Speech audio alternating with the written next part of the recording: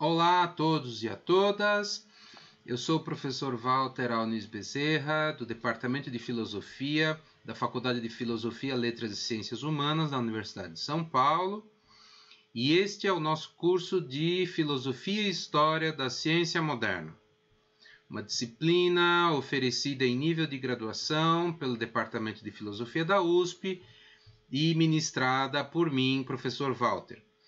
Este é o 6º vídeo do nosso curso e hoje trataremos de Tycho Brahe, filosofia absolutamente central e decisiva na Revolução Astronômica.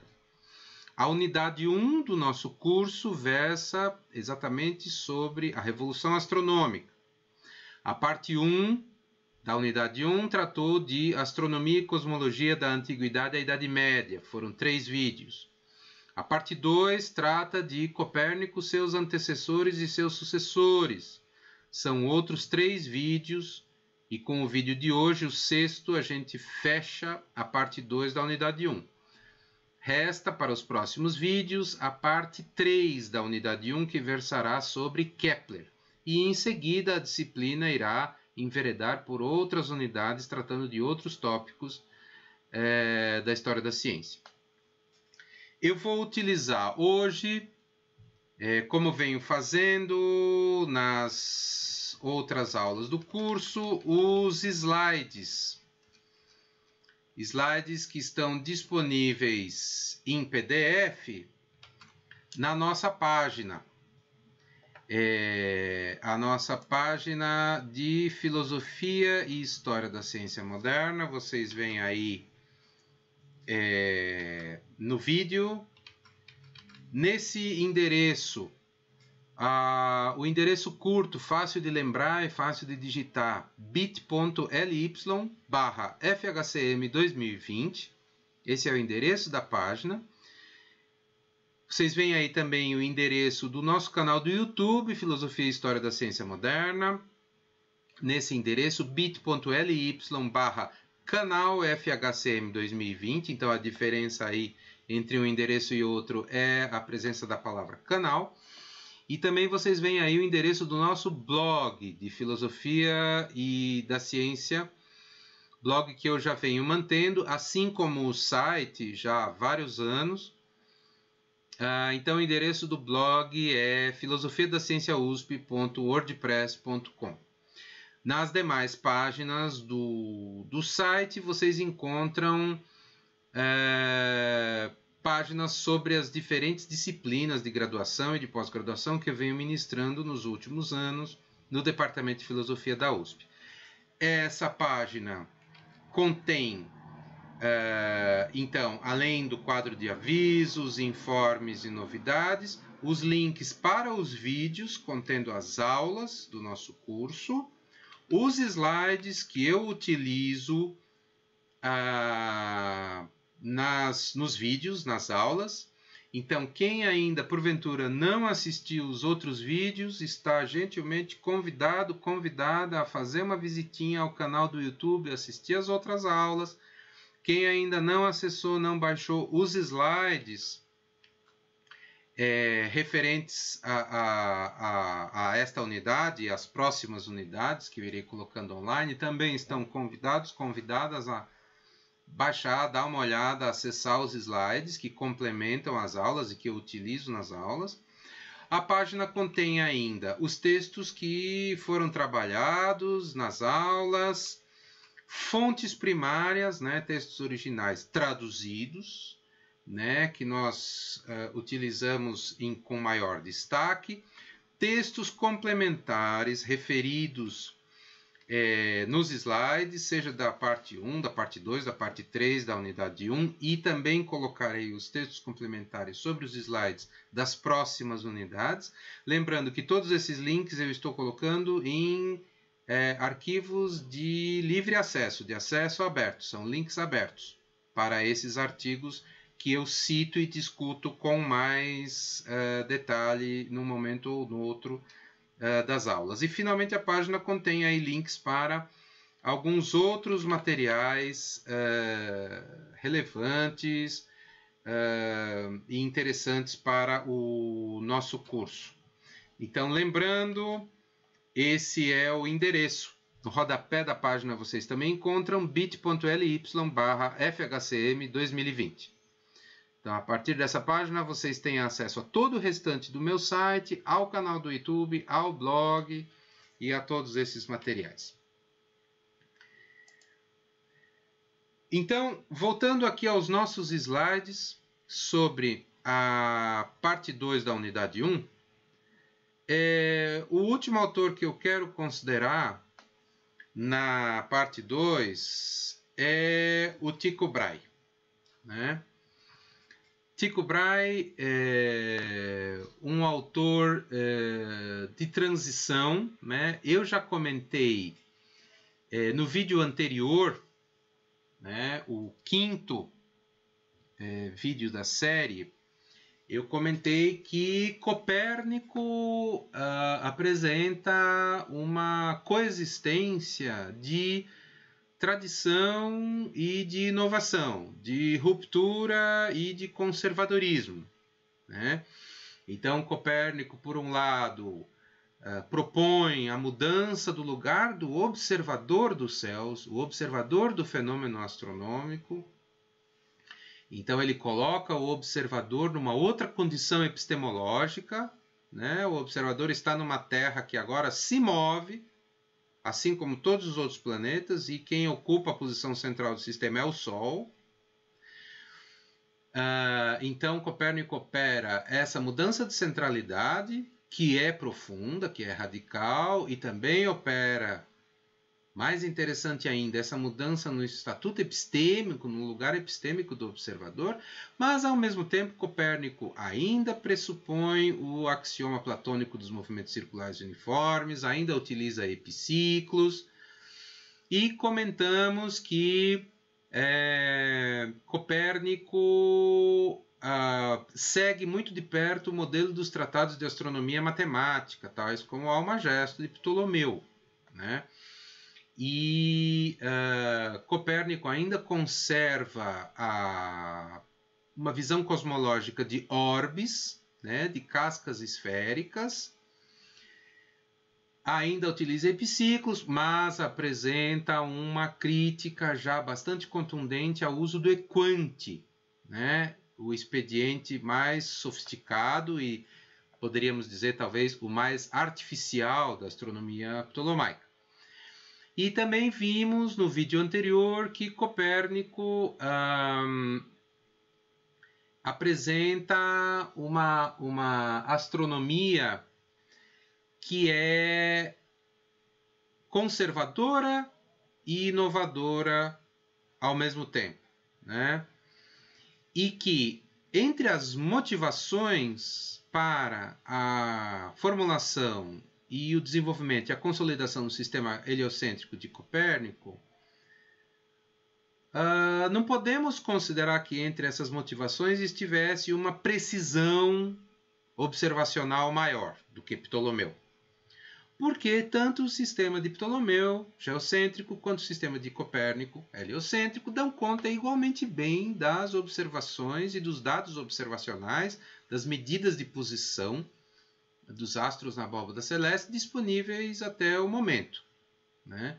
Então, do ponto de vista da precisão, não há uma vantagem comparativa apreciável de Copérnico sobre Ptolomeu. Vimos também que, se pensarmos a simplicidade dos sistemas, a simplicidade comparativa dos sistemas astronômicos como uma questão de número dos movimentos circulares e uniformes postulados, também nesse quesito não há uma vantagem apreciável do sistema de Copérnico em relação ao sistema ptolomaico, que do ponto de vista de número de movimentos circulares postulados, em primeiro lugar, há ambiguidade, segundo os círculos, os movimentos circulares serão contados, contabilizados de uma maneira ou de outra, e isso resulta em valores diferentes para o número de círculos postulados por Copérnico e Ptolomeu. Seriam 80 num caso, seriam 48 no outro, seriam 45 no outro, seriam 13, 15, 18 e assim por diante, né? Então, paira uma ambiguidade e, segundo algumas formas de contar, o sistema de Copérnico seria até mais complicado, menos simples que o de Ptolomeu. E também consideramos no vídeo anterior que uma das motivações para a formulação do sistema heliocêntrico por parte de Copérnico possa ter sido a busca de uma simplicidade estrutural maior, uma homogeneidade maior, quer dizer, propor tipos diferentes de mecanismos em menor número. E assim reduzir a descrição dos fenômenos astronômicos, das observações astronômicas, a um arsenal de construtos matemáticos e geométricos mais limitado, mais econômico. Nesse sentido, talvez se possa entender que o sistema copernicano tem uma maior simplicidade que o sistema ptolomaico. E também consideramos no vídeo anterior a proposta, a interpretação de Goldstein de que Copérnico talvez tivesse sido guiado por um princípio de uniformidade. Então, por meio do sistema heliocêntrico, ele desejasse restabelecer uma progressão uniforme entre a ordem dos orbes e os períodos de translação dos planetas. Né? Então, por meio do sistema heliocêntrico, ele restabelecesse essa ordem monotônica. Né? Quanto maior o número de ordem do planeta, maior seria o seu período de translação. E observamos, então, que a revolução astronômica, embora tenha em Copérnico e no De Revolutionibus um elemento central, absolutamente central, a revolução astronômica não se resolve nem se completa com Copérnico. Então, em Copérnico, a gente tem uma coexistência de aspectos de conservadorismo e de inovação. Eu já mencionei que Copérnico, então, pode ser visto como um autor de transição, ainda que um autor fazedor de revolução, né, um deflagrador de revolução, como diz o Thomas Kuhn. E mencionei outros astrônomos como Feuerbach e Regiomontanus que também têm esse perfil de autores de transição, que já começam a lançar críticas em relação a alguns aspectos da tradição científica astronômica.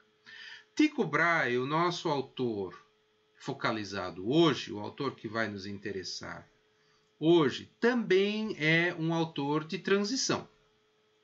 Porque com Tycho Brahe nós vamos encontrar um salto importante na precisão das observações astronômicas, toda uma nova metodologia observacional, digamos assim, que confere um papel muito importante aos instrumentos astronômicos nas observações, os auxílios à observação.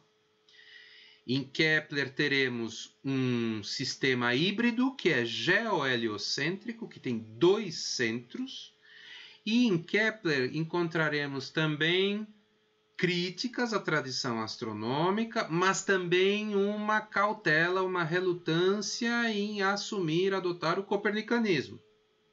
E em Kepler encontramos o questionamento da noção de orbe cristalino. Então vejamos mais em detalhe características e traços da produção científica e da obra astronômica e das propostas conceituais de Tycho Brahe.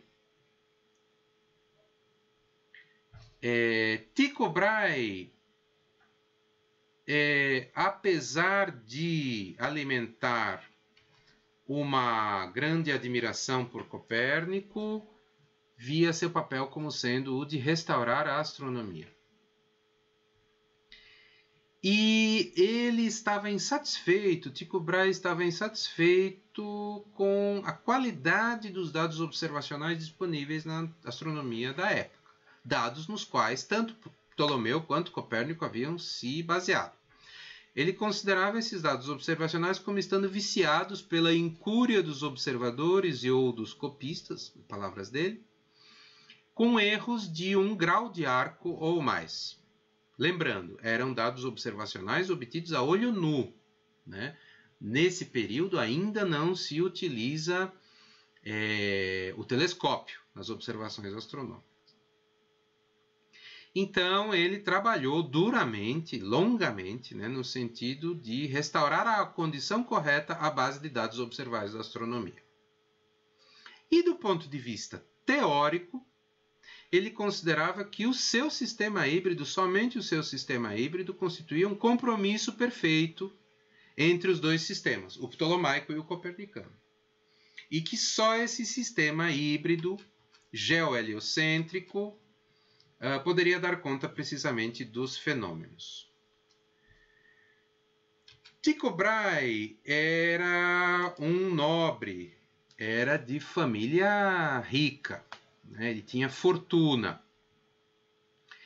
E Tycho Brahe, dentro desse projeto grande, de longo prazo, de encontrar, de compilar, né, conquistar, aceder a um conjunto de dados observacionais de melhor qualidade, para neles, então, basear as teorias astronômicas e as hipóteses astronômicas, Tycho Brahe, então, deu bom uso à fortuna, né, da sua família e construiu um exemplar daquilo que a gente pode chamar de Big Science, né? A ciência que necessita de quantidades vultosas de recursos para construir, para implementar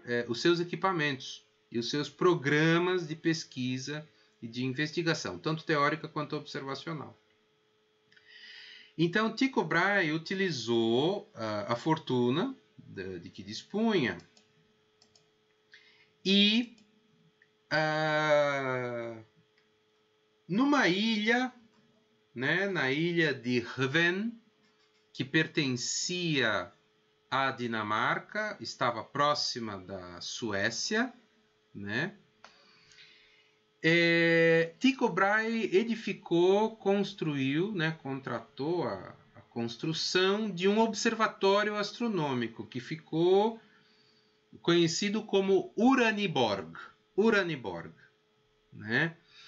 Então aqui a gente vê uma gravura que provém de um atlas, uma edição do Atlas Maior, o chamado Atlas Maior de Johannes Blaeu, né? Que é um atlas que teve várias edições, né, ao longo do século XVII, o Atlas Maior de Johannes Blaeu. E, além de ser um atlas, ele também tem pranchas astronômicas e de grande beleza, né, de grande detalhe. É um exemplar precioso, rico da iconografia científica da época. E ele traz essa gravura que reproduz uma gravura anterior do próprio Tycho Brahe, né? Então aqui a gente vê uma interpretação artística, né? Uma interpretação artística, uma reconstrução artística do que deveria ter sido o observatório de Uraniborg de Tycho Brahe na ilha de Hven, né? Então a gente vê aqui várias cúpulas, várias edificações e vários instrumentos de observação que podiam ser usados ao ar livre, né? Essa gravura, vocês veem aí, ela se baseia, então, nesta outra gravura que eu estou projetando, a gravura do Johannes Blaeu, se baseia nessa gravura da obra do próprio Tycho Brahe. Aqui a gente tem uma reprodução de uma prancha da obra do Brahe, que é a Astronomia Instaurate Mechanica, né? Descrição ou catálogo ou compilação dos instrumentos da astronomia.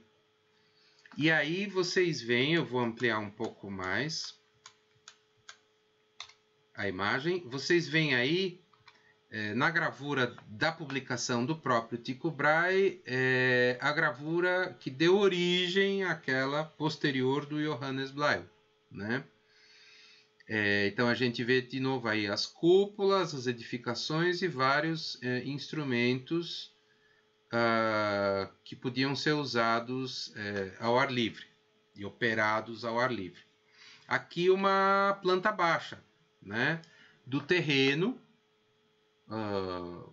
da construção, do terreno murado com suas edificações.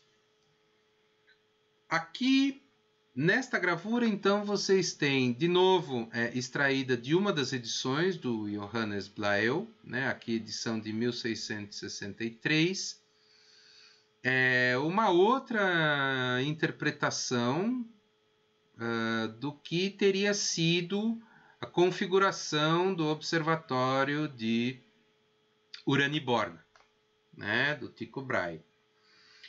E aqui uma fachada, né, a representação aí do edifício principal, a fachada do edifício principal de Uraniborg. Então vocês veem que, de fato, Tycho Brahe não poupou recursos para construir esse observatório numa localidade isolada, né, aqui na ilha. Vocês veem aqui a ilha de Revin, né? E mais ou menos no centro da ilha, né, aproximadamente no centro da ilha, ali pequenininho, o observatório, né? E a ilha como um todo tinha uma série de outras benfeitorias, né, que eram necessárias ao bom funcionamento de toda essa pequena cidade observatório, né, do Tycho Brahe. Então, esse foi um projeto que ocupou o Brahe durante um bom tempo e subordinado ao seu projeto de dupla natureza, do ponto de vista empírico, observacional, compilar uma melhor base de dados observacionais e do ponto de vista teórico, o seu projeto de refundar, restaurar a astronomia, sobre o qual nós vamos falar mais adiante. Então,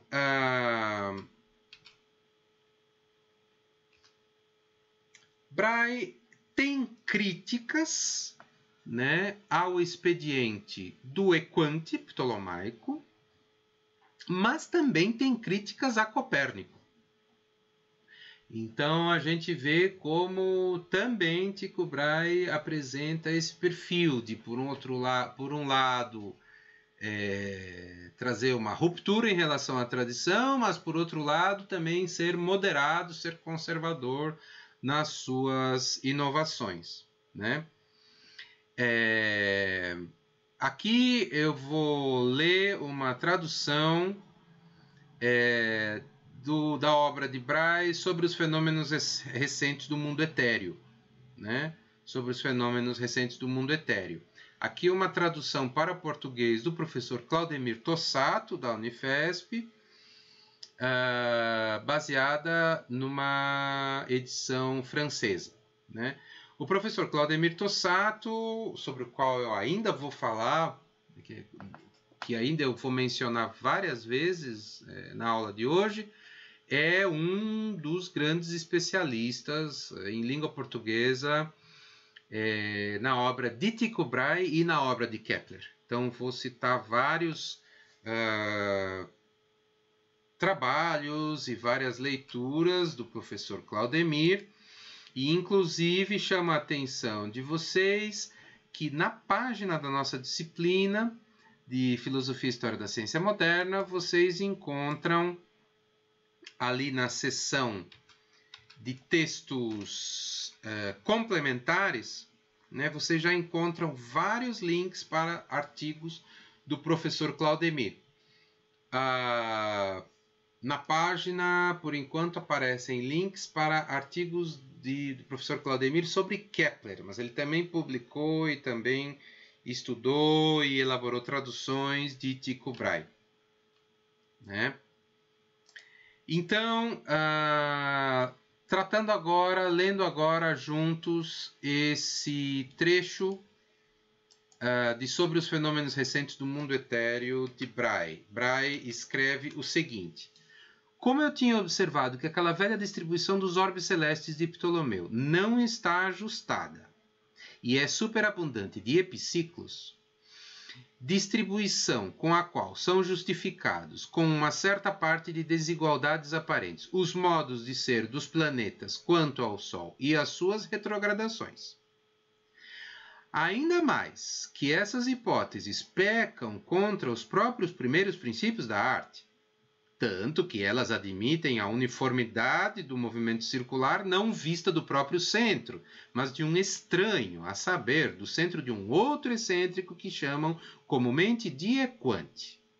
E, porque considero ao mesmo tempo a inovação desse grande Copérnico, que pretende reinstalar o pensamento de Aristarco de Samos, porque ele procurou resolver sabiamente todas as disposições inúteis e indiferentes que se encontram em Ptolomeu, não pecando em nada contra os princípios da matemática, mas que, entretanto, ele resolveu agitar os corpos grandes, pesados e difíceis de mover da Terra por movimentos triplos, iguais aos astros luminosos etéreos, que se opõem não apenas aos princípios físicos, mas ainda aos autores dos textos sacros que confirmam a fixidez da Terra, porque observei no interior dessas duas hipóteses admitidas grandes absurdidades, procurei refletir de outra maneira.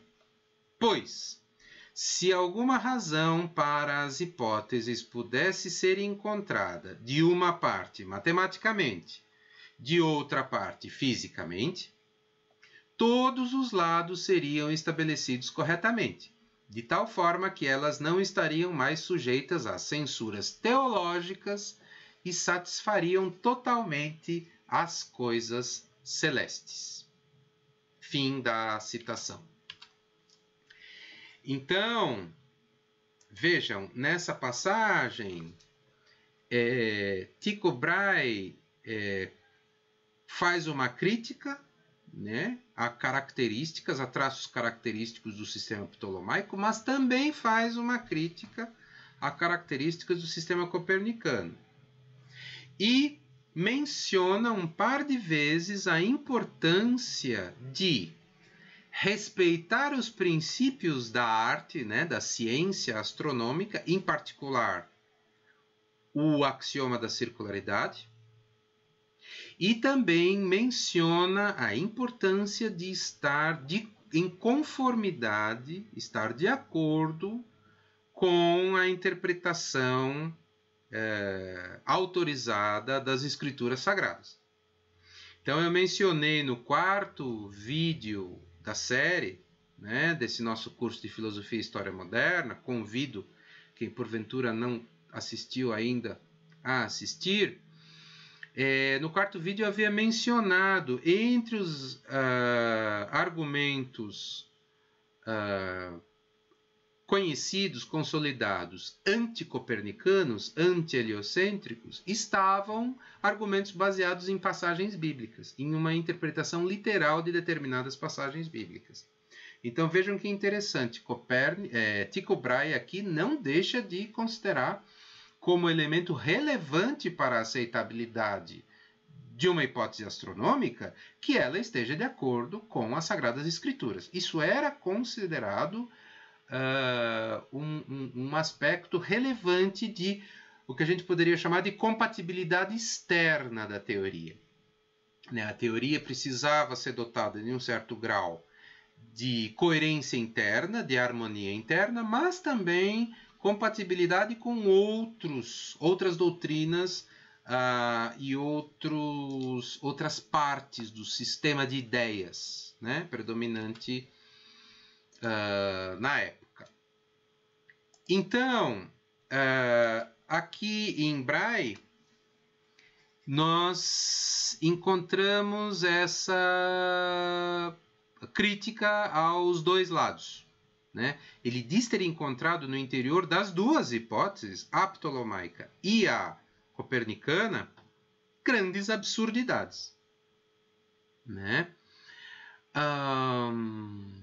No entanto, ele apresenta aí reservas ao fato de Copérnico ter resolvido, nas palavras do Brahe, agitar os corpos grandes, pesados e difíceis de mover da Terra por movimentos triplos, iguais aos astros luminosos etéreos. Esse ponto vai ser retomado por Brahe, alhures, vai ser um dos pivôs da sua defesa de um sistema híbrido geo-heliocêntrico. Antes de falar sobre as inovações teóricas, conceituais de Tycho Brahe, vamos olhar por alguns momentos as inovações instrumentais e observacionais. Então, Brahe é um autor importante para filósofos da ciência e para historiadores da ciência contemporâneos e estudantes desses assuntos que se interessem pelo aspecto dos instrumentos científicos. O papel importante desempenhado pelo desenvolvimento de instrumentos, equipamentos observacionais. Então, como eu mencionei, Brahe se valeu da sua condição de nobre, da sua fartura de recursos, da sua fortuna, para construir esse observatório de Uraniborg, cujas gravuras eu mostrei há pouco. E aqui eu estou mostrando pranchas da obra Astronomiae Instaurata e Mechanica, de Brahe, em que ele apresenta um catálogo dos instrumentos astronômicos. Dos instrumentos astronômicos, quase totalidade deles instalados ali no observatório de Uraniborg. Então aqui a gente vê um quadrante, né, o quadrante pequeno, o quadrante médio, né, medíocres, aqui o quadrante médio, o quadrante grande, né, o quadrante mural, um sextante astronômico, e em Brahe nós encontramos uma preocupação em construir instrumentos astronômicos de alta qualidade, né, com uma grande exigência de precisão. Então ele se valia do trabalho dos melhores artífices, dos melhores artesãos, nas melhores oficinas, para construir equipamentos, em primeiro lugar, que atendessem a elevado grau de precisão na confecção e, como no caso do quadrante mural que vocês veem aqui, se um instrumento astronômico utilizado como auxílio à observação a olho nu fosse construído numa escala muito grande, ele ajudaria a reduzir o erro observacional. Quer dizer, quanto maior for um instrumento desses de observação astronômica, com escalas, com planos, com linhas graduadas, né, com unidades demarcadas, quanto maior ele for em termos de tamanho mesmo do equipamento, menor seria o erro observacional inerente às medidas e observações, né? Então, com isso e por um trabalho disciplinado e muito metódico de observação, Brahe foi aos poucos compilando um extraordinário conjunto de dados observacionais, que eram afetados por um erro observacional, por uma incerteza, como se diz modernamente, bem menor do que os dados disponíveis até então. Por sinal, nesses dados observacionais compilados por Tycho Brahe que vai se basear o Kepler. né? E é dispondo dessa base observacional de altíssima qualidade para os padrões da época, lembrando, ainda não se utilizavam observações telescópicas em astronomia, utilizando esses dados observacionais de altíssima qualidade que o Kepler depois vai se lançar a uma grande inovação conceitual. Isso será o tópico do nosso próximo vídeo, né, do 7º vídeo dessa nossa série de Filosofia e História da Ciência Moderna. Então, o Tycho Brahe compila dados de elevadíssima qualidade, né, com talvez o mais baixo erro observacional possível naquelas circunstâncias. Bom, a respeito das inovações conceituais, né? Nesta carta de Tycho a Caspar, que vocês veem aí no vídeo, né? Tycho, por um lado, critica o sistema ptolomaico e elogia o sistema copernicano. Então, Tycho escreve nessa carta, que é de 1588, né, está nas Obras Completas, volume 7. Ao examinar as hipóteses ptolomaicas, eu notei que, embora elas, em grande medida, salvem as aparências celestes, porque elas, contudo, permitem que o movimento num círculo seja regular, mas não em redor do seu próprio centro, mas em redor de um outro ponto, elas pecam contra os princípios da arte, que o próprio Copérnico parece ter criticado naquelas hipóteses. Além do mais, o grande número e o grande tamanho dos epiciclos que são pressupostos ocupam muito espaço no céu e são supérfluos. Eu considerei se tudo poderia ou não ser resolvido por meio de um número menor deles.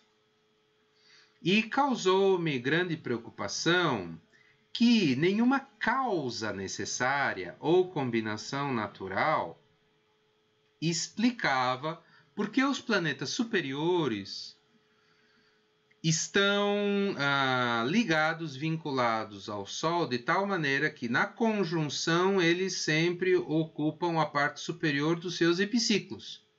Na oposição, ocupam o ponto inferior dos mesmos epiciclos. E que dois planetas que são denominados planetas inferiores ou interiores, sempre têm a mesma posição média em relação ao Sol e são próximos a ele no apogeu e no perigeu dos seus epiciclos. Então, vejam que bem no meio dessa passagem citada, Tycho Brahe já expressa um princípio de economia, menos círculos, e também critica o fato de que certos epiciclos ocupam muito espaço no céu, então desperdiçam, por assim dizer, espaço no céu e são supérfluos. E também reclama, né, se queixa do fato de que não há uma causa necessária para aquilo que a gente poderia chamar, em terminologia contemporânea, em linguagem anacrônica, de as posições iniciais dos epiciclos relativamente entre si, né? Quer dizer, esse ajuste ele era feito à mão, né? A posição inicial, a velocidade inicial do objeto num epiciclo ou num epiciclo de epiciclo sobre um deferente. Esse ajuste tinha que ser feito à mão, não havia uma causa necessária, nem uma combinação natural que explicasse por que, né, as conjunções e oposições aconteciam da maneira adequada, da maneira apropriada. E nessa mesma carta, Tycho escreve que, embora o sistema de Copérnico seja muito mais elegante,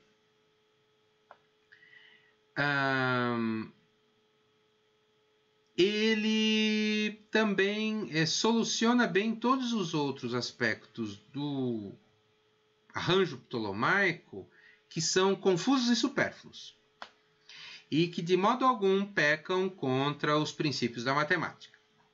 Então, até aqui, vejam, uma apreciação positiva de Copérnico e negativa de Ptolomeu. No entanto, vejam, em Tycho também encontramos uma tomada de posição, uma avaliação negativa de Copérnico.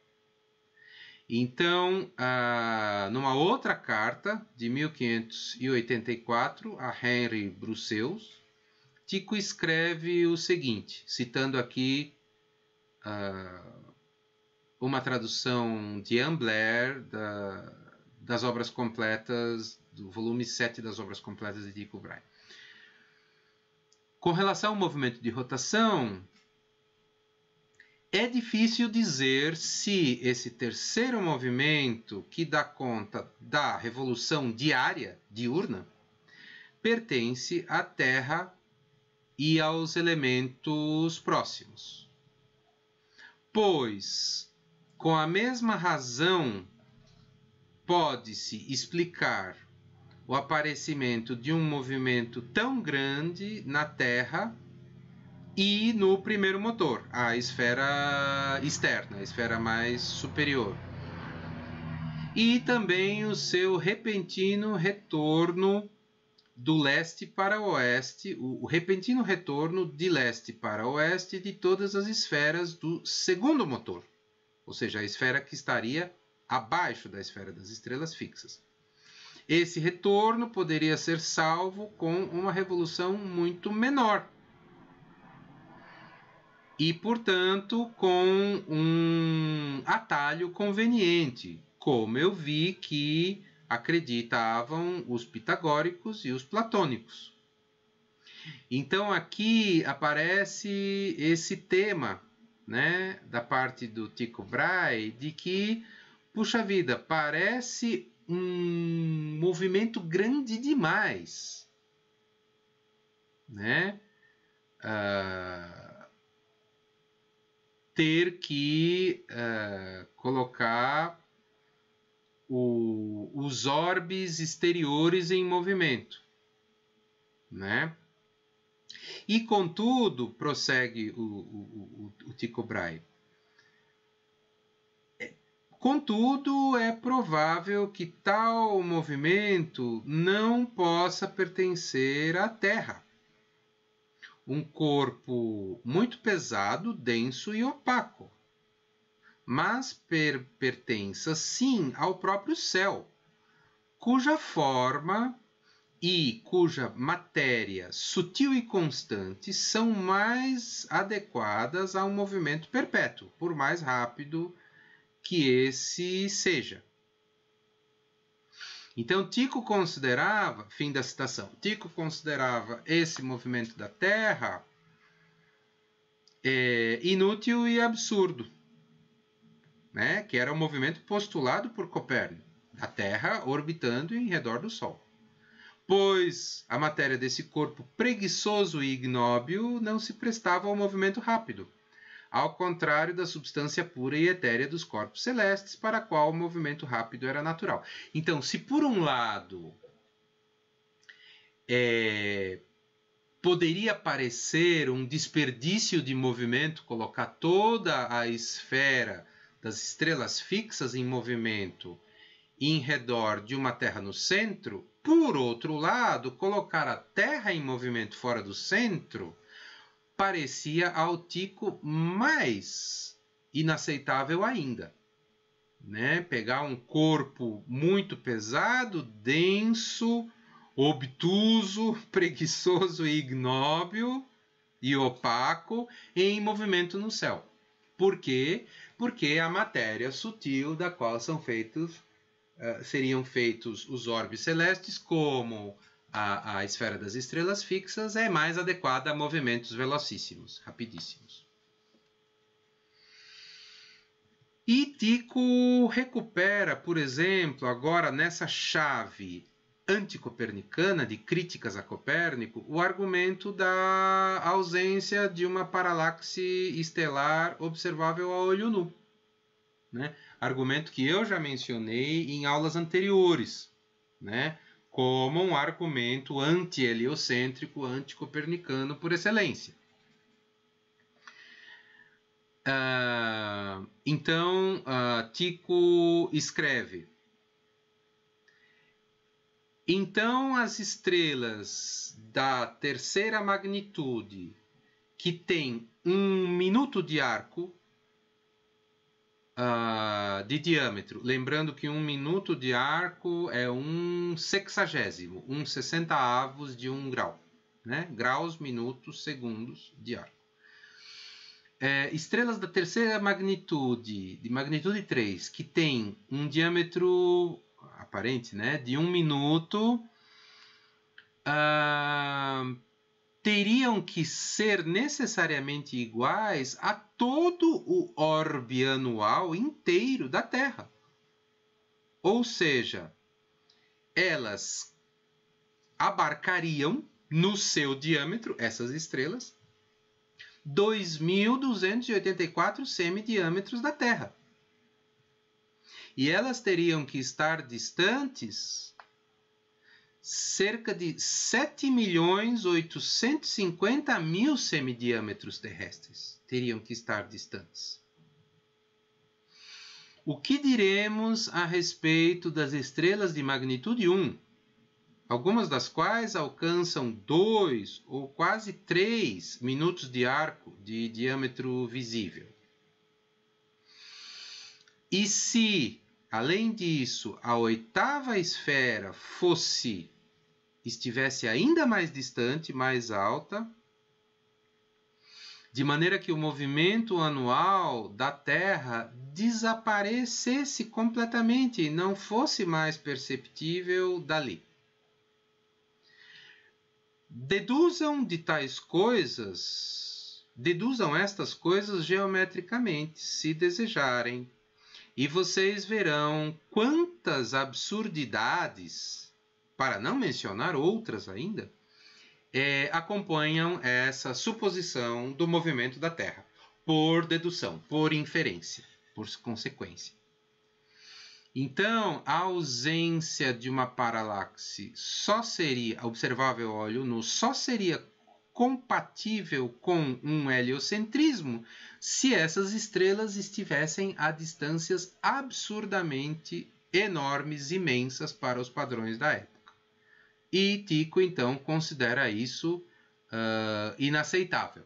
Elas teriam que estar absurdamente longe para que a Terra pudesse estar descrevendo o movimento de translação em redor do Sol, o sistema fosse heliocêntrico e ainda assim conseguíssemos explicar a não existência de uma paralaxe estelar observável. Lembrando, isso tudo num período de astronomia, de observações astronômicas executadas a olho nu. Eu já comentei em vídeos anteriores que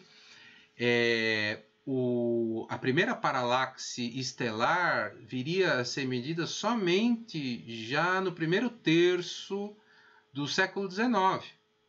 Então, isso de fato requer telescópios de grande poder, né, de grande alcance, de grande ampliação. Então, de fato, esse problema da inexistência de uma paralaxe estelar observável a olho nu permaneceria como uma espada aí sobre o sistema copernicano. Seria uma anomalia, um problema anômalo, aí uma possível objeção ao sistema copernicano. E aqui nessa relutância de Tycho Brahe em admitir essa escala desmedidamente grande do cosmos, encontramos de novo esse tema que reaparece várias vezes em Tycho Brahe. Quer dizer, a importância do argumento de uma economia até em termos de tamanho, né, de um sistema astronômico. E Tycho Brahe ainda afirma, né, é necessário manter nessas questões alguma proporção decente, para que as coisas não se alastrem e alcancem o infinito, evitando que as coisas alcancem o infinito. E evitando que a justa simetria das coisas visíveis e das criaturas visíveis, no que diz respeito a tamanho e distância, tenham que ser abandonadas. É necessário preservar essa simetria, porque Deus, o autor do universo, ama, se compraz na ordem apropriada e não na confusão e na desordem. Isso o Tycho escreve na Astronomiae Instaurate Progymnasiata, né? Já uma obra de 1602.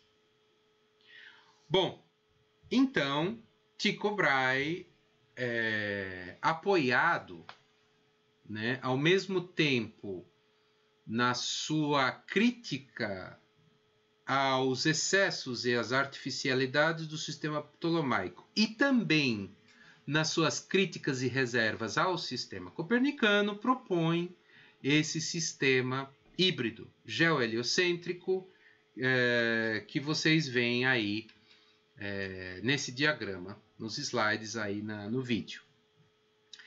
Então, se tem aqui dois centros de movimentos. Então, um centro principal de movimentos, que coincidiria com a Terra. Então, a Lua e o Sol orbitam a Terra, giram em redor da Terra, a Terra está no centro. E o Sol funciona como um centro secundário de movimento. Então, Mercúrio, Vênus, Marte, Júpiter e Saturno orbitam o Sol. E a Terra, por sua vez, orbita a Terra. O Sol, por sua vez, orbita a Terra, perdão. Então, vejam, temos aqui um sistema híbrido que não coincide com o antigo sistema híbrido de Heráclides, né? Porque no sistema de Heráclides, menos corpos orbitavam o Sol, né? Então, temos aqui um sistema que até no seu desenho, na sua configuração geométrica, ele tenta ser um meio termo, né? Na opinião de Brahe, certamente, uma justa medida entre o sistema, uma conciliação entre os sistemas ptolomaico e copernicano. Bom, vocês, observando esse diagrama, já devem estar se perguntando se num sistema geocêntrico, né, já havia a necessidade de uma certa criatividade para evitar que epiciclos alojados em pequenos orbes intersectassem deferentes alojados em orbes maiores. Quer dizer, em Ptolomeu, nas hipóteses planetárias, e em Feuerbach, como nós vimos no terceiro e no quinto vídeos desse curso, em Ptolomeu, nas hipóteses planetárias, e em Feuerbach, já há necessidade de seccionar pedaços das esferas cristalinas para que elas consigam se mover de forma coordenada, porém sem intersectar umas às outras, porque era complicado entender como que um orbe cristalino poderia passar através de outro, cruzar o outro, né? Então já era preciso exercer uma certa engenhosidade para conceber aqueles orbes seccionados, né, na forma de toros ou braceletes, né, e não esferas completas, para então poder abarcar, né, incluir os epiciclos dentro dos orbes dos deferentes. Aqui, mais ainda, no caso do modelo de Tycho Brahe, torna-se especialmente problemático pensar orbes. Orbes físicos, orbes materiais, ainda que de uma matéria sutil, né? Orbes cristalinos. Porque aqui, forçosamente, os orbes acabariam intersectando, cruzando, cortando uns aos outros. E isso criava um sério problema do ponto de vista da cosmologia e da astronomia física envolvida.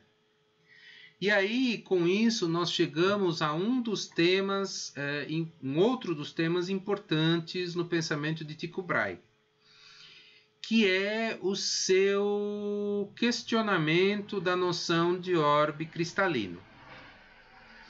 Então, nós já observamos que Copérnico, e esse é uma das facetas do seu conservadorismo, do seu tradicionalismo, Copérnico ainda aceita a noção de orbe cristalino, o que está presente até no título da sua obra sobre as revoluções dos orbes celestes. Em Kepler, nós já não vamos encontrar orbes. Eu já estou dando um spoiler aí, já estou antecipando um pouquinho algo que será a matéria do nosso próximo vídeo. Em Kepler já não vamos mais encontrar orbes, mas sim órbitas no espaço vazio. Mas essas transições, essas mudanças conceituais, elas não acontecem na história da ciência de maneira tão súbita, tão repentina assim.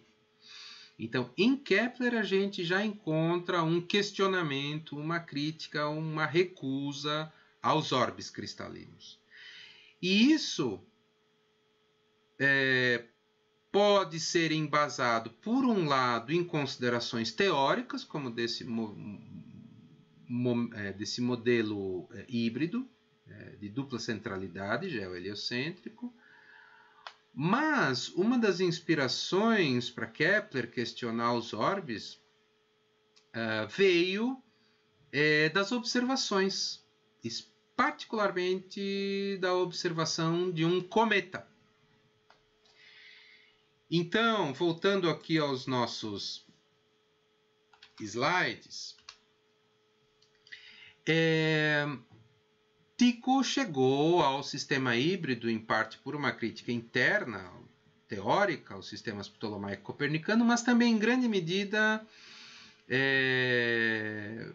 devido às observações momentosas que ele fez. Da nova de 1572, né, que hoje é classificada, é rotulada como uma supernova, né, e o cometa de 1577. Então, duas observações cruciais, né, decisivas aí nos anos 70 do século XVI. Então, Tycho, em virtude das suas observações da estrela nova de 1572, que na realidade é uma supernova na região da constelação da Cassiopeia, e em virtude da ausência de uma paralaxe observável associada a ela, foi levado a concluir que esse fenômeno, o surgimento dessa estrela nova, ocorrera numa região muito distante, muito além da Lua. Ora, daí se segue, portanto, que a região celeste não seria imutável, como se acreditava até então, acompanhando Aristóteles. Então, observa-se uma estrela nova, na realidade uma supernova, em linguajar contemporâneo, mas ela não apresenta uma paralaxe observável, mensurável. Portanto, ela deve ter, esse fenômeno, essa estrela nova, deve ter surgido numa região muito alta, como se dizia, muito elevada dos orbes celestes, uma região muito além da Lua. Portanto, teríamos um fenômeno novo, um processo de mudança acontecendo na região supralunar, na região celeste. Ora, isso contradizia um ponto crucial da cosmologia e da física de inspiração aristotélica. Quer dizer, a região supralunar, justamente por ser mais perfeita, tinha como seu movimento característico o movimento circular uniforme, não movimentos de queda livre em direção ao centro, lugar natural dos graves.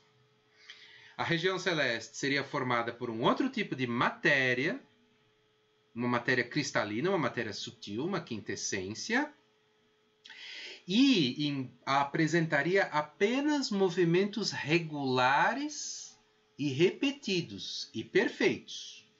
Porém, não apresentaria mudanças, não apresentaria geração e corrupção, né? A geração e a corrupção e a mudança, os processos de transformação, os processos de mudança seriam característicos aqui da região sublunar, não da região supralunar. Na região supralunar, tudo teria que ser perfeito, regular, periódico, uniforme e sem mudanças no sentido de processos de transformação de substância, de matéria. Então, essa estrela nova de 1572, ela coloca em questão, né, se for um fenômeno celeste e não meteorológico, não um fenômeno atmosférico, se ela for de fato um fenômeno celeste, ela coloca em questão justamente essa imutabilidade dos céus, né, da região celeste.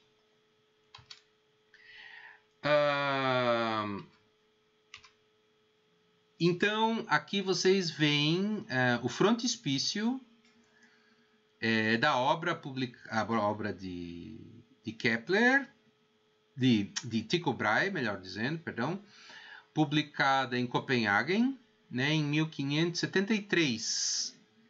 De nova et nullius eve memoria prius visa stella, sobre a estrela nova de cuja visão não se tem memória anterior. Né? Então, já temos aí uma importante observação, um dado novo, né? Uma observação de um fenômeno astronômico novo, né? Que por uma feliz coincidência fortuita aconteceu e estava no campo de visão de Tycho Brahe, levando ao questionamento, né, de um postulado aí profundamente imbricado no sistema de crenças astronômicas, cosmológicas e físicas da época. Né?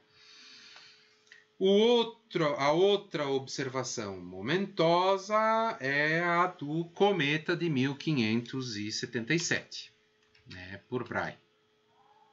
Em virtude das observações desse cometa, Brahe é levado a concluir que o cometa tem uma paralaxe menor do que a da Lua. Paralaxe menor, portanto, distância maior, encontrando-se, portanto, além da esfera da Lua, sendo os cometas, portanto, fenômenos supralunares e não atmosféricos. Até então, se acreditava que os cometas pudessem ser fenômenos meteorológicos atmosféricos. Ora, se eles apresentam uma paralaxe mensurável menor que a da Lua, então, e para o conceito de paralaxe, eu remeto aos primeiros vídeos aqui da parte 1 da unidade 1 do nosso curso. Eles estariam, portanto, além da esfera da Lua, seriam fenômenos que residiriam na esfera, na região supralunar. Então, teríamos que ter um objeto em movimento, o cometa, traspassando, atravessando fisicamente, furando as esferas cristalinas. Então temos um problema aí. De que maneira o cometa é carregado? Esse cometa que aparentemente é um fenômeno astronômico, é um fenômeno celeste, supralunar. e atravessa um orbe, depois outro, depois outro. Então temos um problema aí. Qual é o mecanismo físico para dar conta do movimento do cometa? E uma terceira consideração, e aí é uma consideração que, de certa maneira, a gente poderia chamar, usando uma terminologia anacrônica, uma terminologia contemporânea, poderíamos chamar de uma consideração resultante de um experimento de pensamento, um experimento imaginário, né? Que é contrário à existência de orbes físicos, orbes cristalinos, que se pensarmos bem, é um argumento muito interessante, muito engenhoso, né? Que diz respeito, é uma consideração de óptica, é uma consideração sobre a refração. Se os orbes existissem e fossem físicos, tivessem substância, eles teriam que ser constituídos de algum material muito sutil, transparente, né, para não obliterar a visão dos outros astros, os planetas que estivessem mais acima, né, e que não obliterassem também a visão das estrelas fixas. Então eles teriam que ser dessa matéria muito sutil e transparente.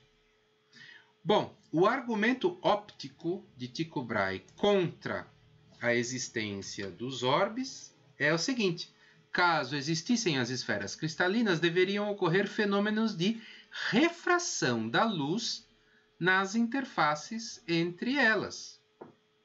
Quer dizer, entre uma esfera cristalina e outra, haveria alguma fronteira, alguma interface. No mínimo, porque uma esfera estaria girando com uma velocidade angular, a gente diria hoje, com terminologia contemporânea, e a outra esfera girando com outra velocidade diferente. Então, no mínimo, teria que haver essa separação, esse corte, essa cisão, essa interface entre orbes. Ora, se houvesse tal interface, deveria haver um fenômeno de refração da luz, tal como a luz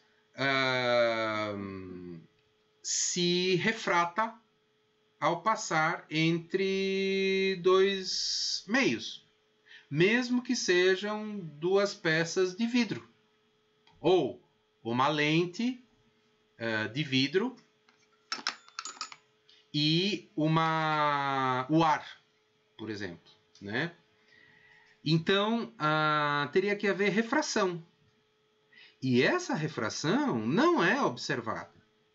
Os raios de luz oriundos das estrelas e oriundos dos demais astros atingem, aparentemente, de forma retilínea. Eles trafegam de forma retilínea e atingem o observador na Terra, sem sofrer as tais refrações. Então, temos aí uma espécie de experimento de pensamento, né? Que proporciona uma interessante linha de crítica à noção de orbes materiais, orbes celestes cristalinos materiais. Quer dizer, a inexistência da tal refração, que deveria ser observada se os orbes cristalinos existissem e fossem materiais, né? Aqui vocês veem, nesse slide que está aparecendo no vídeo, anotações manuscritas do Tycho Brahe em fólios, né? A respeito da observação do cometa de 1577. Esse cometa aparece aqui numa gravura famosa, né, de Yuri Dashitsky. É uma gravura que ficou famosa, provavelmente um tanto exagerada, né, como se o cometa ocupasse várias dezenas de graus de arco, né, de distância angular aí na abóbada celeste. Mas, de qualquer maneira, parecia ser uma observação, mesmo descontando o possível exagero aí do artista, parecia ser uma observação bastante impressionante, né? Esse cometa de 1577. E aí Kepler registra suas observações nesse texto, né? Primeiro, um texto curto, publicado logo depois, em 1578, conhecido como Tratado Germânico. E depois do Tratado Germânico, 10 anos mais tarde, um tratado muito mais vasto, alentado, chamado Sobre os Fenômenos Recentes do Mundo Etéreo, né? E sobre os fenômenos recentes do mundo etéreo, o Tycho Brahe revisita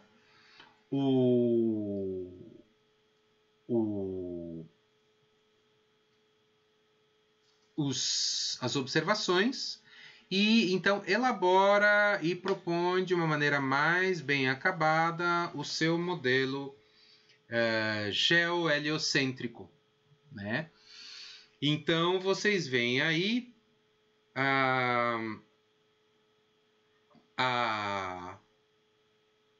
gravuras, né, ilustrações,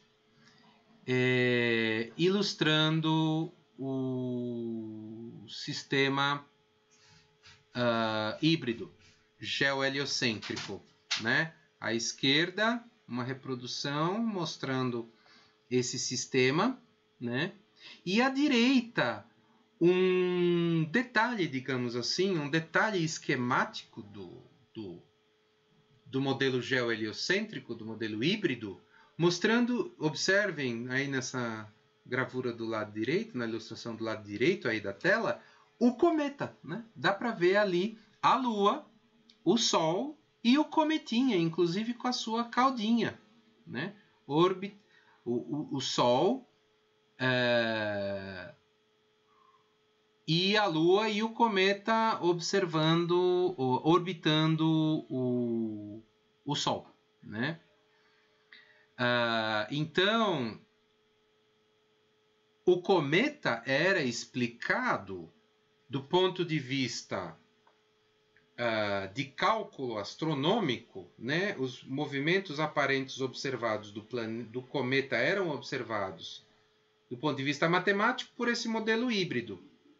E do ponto de vista físico, então, a existência do cometa e a observação do cometa levava a questionar a existência material dos orbes cristalinos. Então, utilizando aqui um material que foi produzido pela minha filha, né, que está quase a completar, falta pouco para completar 5 anos de idade, ela produziu esses dois corpos celestes aqui, né? Essas duas esferas, né, que de acordo com elas são primas, né? Então, Letícia, estão aqui os seus astros, aqui os seus corpos celestes. Então, no sistema de Tycho Brahe existe um centro primário de movimentos, que é a Terra, e um centro secundário de movimentos, que é o Sol. E ao redor desse Sol que vocês veem que eu estou movimentando aqui, ao redor desse Sol, então, é que giram os demais astros, os demais planetas e, inclusive, os cometas. Giram em redor desse segundo centro de movimentos. Então, é um sistema astronômico que, de acordo com o Tycho Brahe, representava o melhor compromisso possível entre o sistema ptolomaico e o sistema copernicano, e dava conta, com satisfatório grau de precisão, dos dados observacionais, e vimos que Tycho Brahe era um observador do céu e um astrônomo observacional extraordinário. Então, Letícia, estão aqui os planetas, os astros que você fez, ilustrando a aula do papai. Então,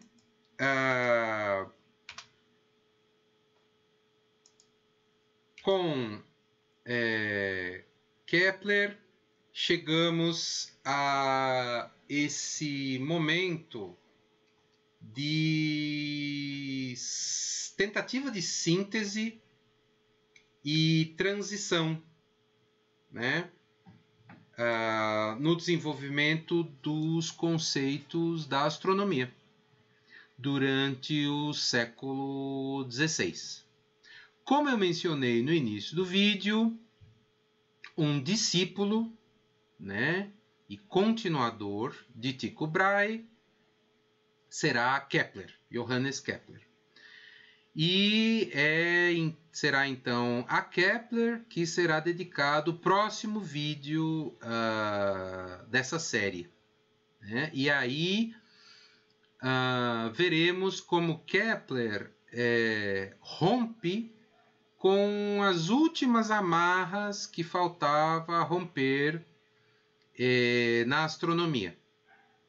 Então, veremos como Kepler, apoiando-se